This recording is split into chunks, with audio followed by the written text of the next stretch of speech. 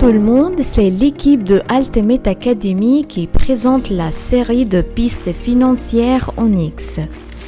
Bonjour tout le monde et bienvenue. Aujourd'hui, on va expliquer les configurations qui concernent le système de vente. Alors, aujourd'hui, la première page, c'est type des devises. Alors, cet écran permet de classifier les offres de vente selon les types qui seront utilisés dans l'écran des offres et qui permettent à l'utilisateur d'obtenir davantage de rapports filtrés en fonction des types entrés. Alors, pour être capable de utiliser cette page, on va appuyer sur le bouton « Ajouter » comme ça et le système a créé le numéro de type automatiquement. Alors, pour être capable de voir les types que j'ai, je vais appuyer sur le bouton afficher comme ça et je vais voir le type. Par exemple, on est type numéro 1, on peut écrire type numéro 2 et je dis toujours que peu importe le nom parce que tous les noms sont en fonction de la politique de la société. Alors, ensuite, après ça, on est type commande client. Type commande client, cette page est pour classifier les commandes clients en type qui seront utilisées dans l'écran des commandes clients. Qui permet à l'utilisateur à obtenir davantage de types de rapports filtrés en fonction des entrées. Aussi pour contrôler les séquences de commandes pouvant être cumulatives ou par type. Alors, pour être capable d'utiliser cette page, on va appuyer sur le bouton afficher comme ça pour être capable de voir les types que j'ai. Par exemple, on est commande urgente.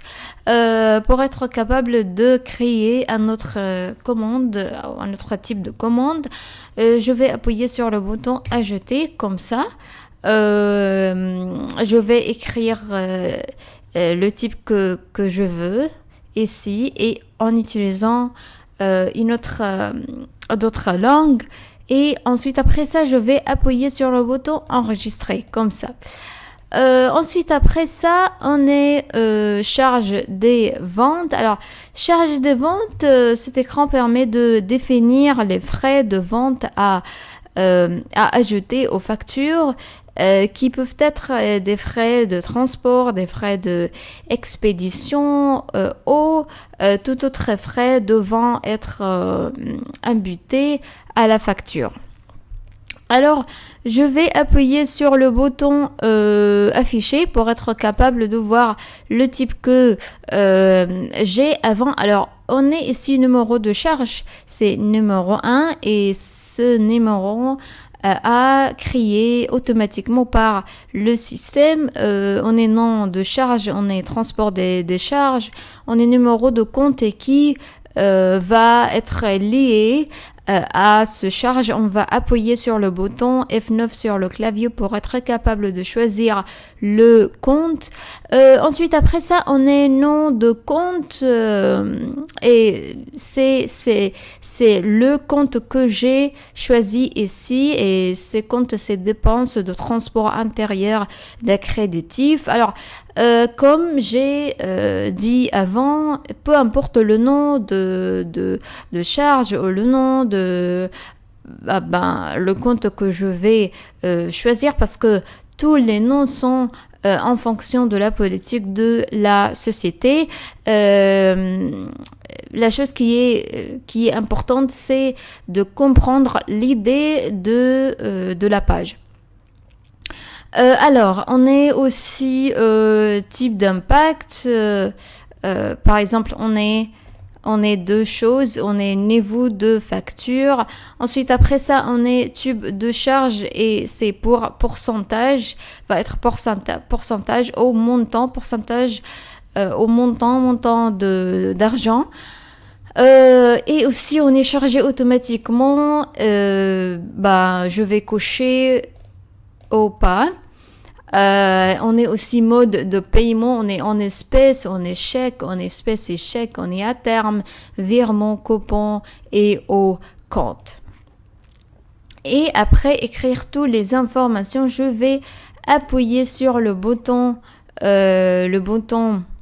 enregistrer, comme ça pour être capable de enregistrer toutes les informations. Ensuite, après ça, on est on est définition du système de vente. Alors, on est article demandé. Alors pour les articles demandés, je vais expliquer cette page. Mais avant, je voudrais dire quelque chose qui concerne les charges des ventes, parce que aussi cette page concerne spécifier le type de frais en fonction de la facture totale ou en fonction des articles. Et si les frais sont basés sur le total de la facture, ils peuvent être soit entrés manuellement, soit automatiquement, comme ça, importé dans l'onglet frais. Mais si les frais sont basés sur les articles, l'utilisateur doit saisir les frais dans l'écran, ajouter des frais. Alors ensuite, après ça, on est les définitions qui concernent le système de vente. On est article demandé. Pour l'article demandé, cet écran permet de émettre une nouvelle demande de commande d'articles à ajouter au détail des articles dans le système d'inventaire et à approuver par le responsable. Aussi, cette page permet de faciliter le mouvement des ventes en ajoutant des articles qui n'ont pas été ajoutés auparavant dans l'écran détail des articles. Je vais appuyer sur le bouton afficher pour être capable de voir les informations que j'ai avant. Et ensuite, après ça, je vais appuyer sur le bouton ajouter, comme ça, pour être capable de remplir les informations. Pour le groupe, je vais appuyer sur le bouton F9 comme ça pour être capable de choisir le groupe. On est matériaux par exemple. Ensuite, après ça, on est numéro de groupe. Je vais aussi appuyer sur le bouton F9. Et si j'ai subgroupe 3e niveau, je vais le choisir. Je vais écrire numéro d'article ici. Nom d'article ici. Matériel par exemple. Et le nom en utilisant notre langue si je veux. Et groupe d'aide, si j'ai groupe d'aide, je vais le choisir. Et groupe de détail, si j'ai aussi, je vais choisir parce que tous les champs sont pas obligatoires à remplir. Alors, on est descriptif article, je vais l'écrire ici. Et aussi, si j'ai des descriptions pour écrire, je vais écrire, par exemple, je vais écrire matériel ici. Et code unité mesure, par exemple kilogramme, gramme, peu importe. Par exemple kilogramme. Et monnaie, je vais choisir la livre égyptienne.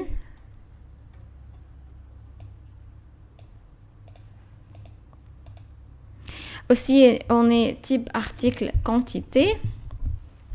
Je vais choisir par exemple matériaux de plomberie et quantité demandée. Je vais saisir la quantité demandée, par exemple 50. Et je vais remplir toutes les informations. Ensuite, après ça, je vais appuyer sur le bouton enregistrer pour enregistrer toutes les informations. Ensuite, après ça, on est tarification des articles. Tarification des articles. Alors, cette page permet de définir les niveaux de prix de vente de l'article qui seront utilisés dans le système de vente pour le processus de vente. Aussi, tirer parti des niveaux de prix indiqués dans les factures clients, où la vente sera conforme au niveau de prix spécifié dans l'écran. Alors, pour être capable d'utiliser cette page, je vais appuyer sur le bouton Ajouter, comme ça, et je vais choisir si manuel ou automatiquement. Alors, je vais choisir manuel et aussi je vais choisir l'article ici. Je vais appuyer sur le bouton F9 comme ça et choisir l'article. Par exemple, on est fil en plastique et fromage. Je vais choisir par exemple fil en plastique et je vais écrire le niveau de tarification. On est tarif pour les clients des gros et pour les clients particuliers ou les clients détaillants. Alors, je vais choisir quel niveau de tarification. Ici, par exemple, je vais choisir pour les clients particuliers ou les clients détaillants. On est aussi monnaie. Je vais choisir la monnaie, c'est la livre égyptienne automatiquement a été créée par le système. On est profit pourcentage. Je vais saisir un pourcentage, par exemple 5. On est le prix. Je vais écrire par exemple 7. On est quantité disponible dans les entrepôts. Par exemple, on est 100.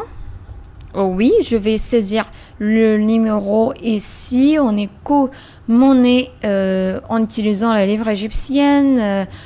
Aussi, on est prix achat et prix d'achat. Aussi, on est minimum et maximum de tarification. Après saisir toutes les informations dans les chambres, je vais appuyer sur le bouton enregistrer pour enregistrer toutes les informations ici. Aussi, je peux choisir automatiquement et si je choisis automatiquement, je vais choisir l'article, les articles et les niveaux aussi en utilisant le bouton de F9 sur le clavier. Par exemple, je vais appuyer sur le bouton F9 ici et je vais choisir l'article et aussi l'article. Et le niveau de tarification, on est pour les clients de détaillants et pour les clients de gros aussi. Et le prix, je vais choisir par exemple égal et saisir le prix. Et on est aussi mode calcul coût moyenne au prix achat au dernier prix d'achat. Je vais choisir un mode calcul et ensuite après ça je vais faire les mêmes choses aussi et écrire les informations. Ensuite après ça je vais appuyer sur le bouton enregistrer. Je vais continuer les définitions et expliquer les opérations dans la vidéo prochaine. Merci beaucoup à regarder cette vidéo et au revoir.